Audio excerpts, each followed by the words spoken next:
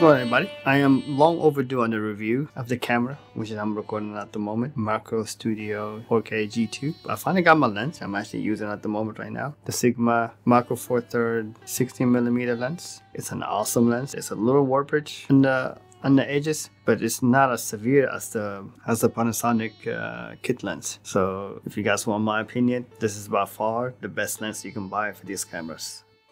I recorded me cleaning my bedroom and I didn't use anything special when it comes to lighting. I left the ISO at 400, which is 0 when I use in the camera, and then I white balance it to 47 Kelvin. And the light is a Smallrig RC22D, which is around 230 watt, and it's very strong lighting for cheap.